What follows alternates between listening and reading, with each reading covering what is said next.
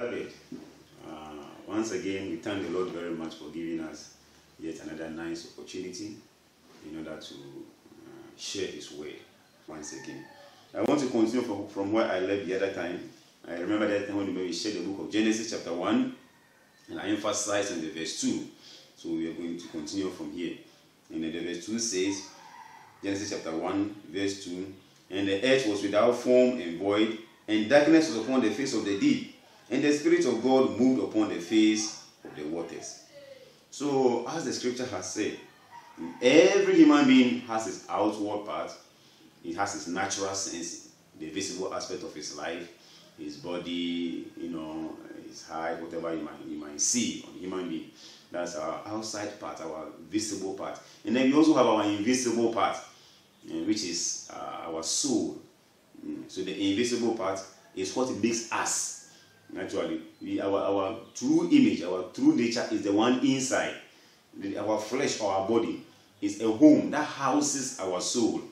So when I say Charles, or if I should point to Charles, or I should point to you, the you is that spirit that dwells in your body. Now I can see your body.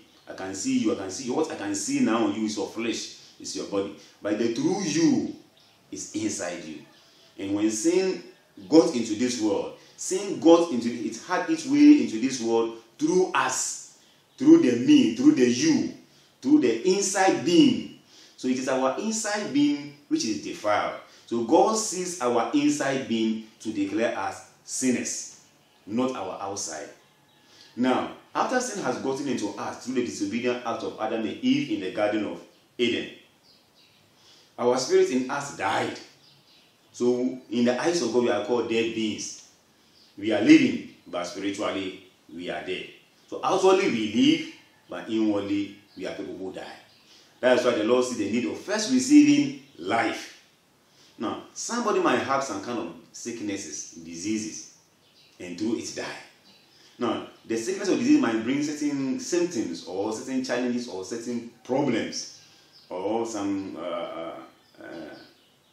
sights, bad sights. Maybe your body might be deteriorating, might be smelling, might be getting rotten here and there. But at that particular moment, where the Savior needs to focus upon is giving life to that particular person. Now, after the person has received life, then other things around him can also be tackled. So, sin brought problem to us. Sin brought sins. Yeah, sin brought wickedness. Sin brought evil. Sin brought lying, adultery, fornication. When you go to Galatians chapter 5, you could hear the fruits of the flesh. Now, sin brought all those things. But those things are not what is termed sin. Those things exist, or they emanate as a result of sin. So when the Bible makes mention of sin, he's not really tackling the fruits of the sin. He's not really tackling the fruits of the flesh. Now, if I should hit the Galatians chapter 5 once again, it says the fruits of the flesh are these. The fruits of the flesh are these. Now, when sin entered into us, we lost power in our soul. So we became fleshly minded. Now, sin began to manifest itself through our flesh. Now, through the flesh, or on the flesh, in our flesh, we could see the consequences of sin, which is lying, adultery, fornication, and the rest. Now, people are in a haste to resolve these things, much more than to resolve the problem of sin, which is spiritual, in our soul first. So Jesus Christ said, seek the kingdom of heaven and its righteousness, and everything shall be added. Human being, in order to please God, to live some kind of righteous life, you want to live diligently, you want to refrain from doing so many things here and there. But Christ said, no. He knows when you get to that level, it is good. But first, let's seek for something of our soul. Let's seek for the way by which our soul can be redeemed. The way by which our soul can be made righteous. And once your soul is made righteous, all other things around shall also be resolved. So, what is sin? Sin is not the act. Sin is not the evil deeds that we portray. But sin gives rise to those sins. So what is the sin? Now, when Adam has left the word of God, certain spirits entered into him. Now, what led Adam to leave the word of God? It was a certain word. First Adam had word. Now he was encountered with another word. That is from the devil. When God has left, Satan came in through the issue of the serpent and said, what did he say? And then Eve said, he said, we should eat of every tree, but of the one in the midst of the garden ye shall not eat. The day that ye shall surely die. No, the serpent also brought his own word in Genesis chapter 3. Ye shall not surely die. So following the word of the serpent, they neglected the word of God. This is what is called sin. The word of God, which is being neglected from the souls of men. Now, what we do experience, lying, adultery, murder, when you go to the book of Mark chapter 7, talk about human being heart. It's out of the heart of man proceed evil thought, adultery, fornication. Sin gives rise to those sins. Out of sin, those sins came by. So if you want to have certain resolve in your life, solve in your life, then the issue of sin, which is that disobedient act, that disobedient spirit that entered into us through Adam, needs to be first resolved.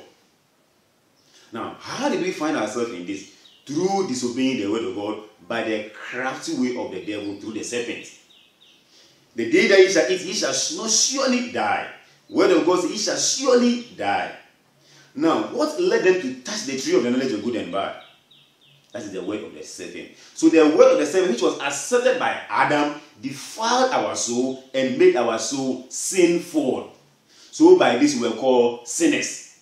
So a sinner is not a person committing sin, the visible sin that we see with our eye, but a sinner is a being that have his innermost man, his soul, defiled. So through Adam, the source of all human beings in this world, on this earth, is defiled. That is why we were called sinners. So though you have never committed any sin, although you don't experience committing any sin, yet you were a sinner because your soul is already defiled. So David went on to say, in sin did my mother conceive me. In your mother's womb, what evil did you do? What evil act did you commit? What sin did you commit? You didn't commit any sin. But yet you were considered sinful because the soul, the spirit of Adam was, once the soul and the spirit of Adam was defiled in the Garden of Eden, since by then we're all in the loin of Adam, we're all defiled, we're all affected by this canker called sin. So what is sin? Leaving the soul of mankind defiled is what is called sin. Now, as we are born and we grow, it begins to be manifested through our flesh. So you are a sinner when you commit sin, and you are also a sinner when you do not commit sin. Before we commit sin, already we were sinful. So the Bible helps us to really know the state of our soul, which is defiled in the era of Adam and Eve. So the problem of sin needs to be solved before God. Is not the problem of adultery, the problem of stealing, the problem of all these things. But the problem of sin needs to be solved before the word of God is the problem of what? Human being defiled soul because of the disobedient act of who? The serpent. So, as God is giving us grace, bit by bit, we are going to get to the core of these things. Then you will come to realize that the perfect redemptive work of Jesus on the cross has resolved the problem of human being defiled sin and translated it from the state of sinfulness onto the state of righteousness. So as I speak unto you now, in actual fact based on the Bible, through the redemptive work of Jesus Christ on the cross, the soul that was defiled through the sinful state, the sinful act, the disobedient act of the serpent in the Garden of Eden has been redeemed, has been made righteous, has been made holy. But because we don't know the way and manner it went by because of our absence, that faith has never been established in us. So fellowshipping with you, I want us to see how our defiled soul in Adam has been redeemed and made righteous, holy and perfect through the finished work of Jesus Christ on the cross. So the verse 2 revealed our state of sinfulness in Adam.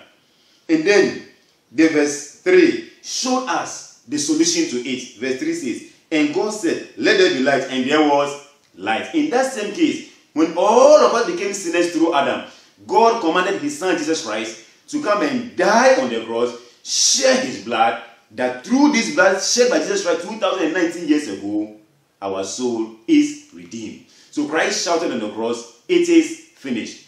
So biblically, as I speak to you now, the truth is that Our defiled soul has been redeemed and made righteous through the finished works of Jesus Christ on the cross. Just like how he said, let there be light, and there was light. In that same case, when God said, let the souls of all mankind on this earth be redeemed through the blood of Jesus Christ, our soul has been redeemed through the blood of what? Jesus. And though you could not see it visibly with your eyes, spiritually through his word, God sees us all righteous. God sees us all as people without sin because of the obedient act of his only begotten Son on the Calvary cross. Let's see the verse 4.